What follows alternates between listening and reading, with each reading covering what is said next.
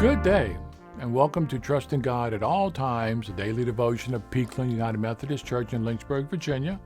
My name's John Vest, and I'm one of the ministers here at the church. Gene Carter was a special friend. Our relationship began with him as my district superintendent. The role of DS has changed since then, but 30 years ago, that made Gene my supervisor. He saw in me things I didn't see for myself. Good things, ministry things, and he took me under his wing. A few years later, when our daughter was born, Gene traveled from Roanoke to Richmond to baptize her, and now that he's gone, that remains one of the most special experiences of the ministry we shared together. Gene told the story more than once of serving a church in the Rappahannock area of Virginia that was remodeling their sanctuary. They wanted something that was beautiful enough to glorify God, but practical enough to encourage ministry. The architect, a well-known and respected architect in the area, had several listening sessions with both the leadership of the church and the congregation, and after several weeks with rising excitement and expectation, he presented the plan for the brand new sanctuary, and it was a dud.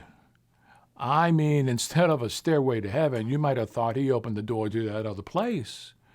People hated the design, and their dislike centered around one decision he'd made. The architect placed the baptismal font in the middle of the congregation, right in the middle of the sanctuary, right in the middle of the church. That's where I sit, one patriarch noted.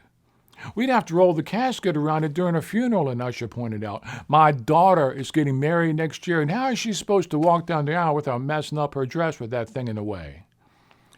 The architect was, in fact, a man of pretty deep faith himself, and he had listened to this church very closely during their meetings. This was a church that took their faith seriously. They believed in the ministry of all believers, and to them, baptism was not just a quaint ritual, but an actual initiation into a new life with special obligations. So he listened to all the outbursts, frankly, waiting for what needed to be said, and finally, it was said, to nodding approvals from the congregation, someone said, "It's in the way." To which the put-upon designer replied, "I thought your baptism was supposed to get in the way." Indeed. Isn't your sense of right and wrong grounded in a sense of what is pleasing and acceptable to God? If loving your neighbor is difficult, why keep trying?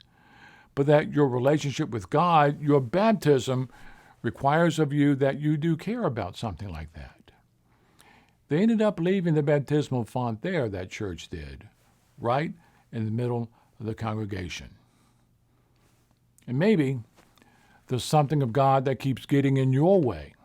Stop ignoring it. God's trying to speak to you.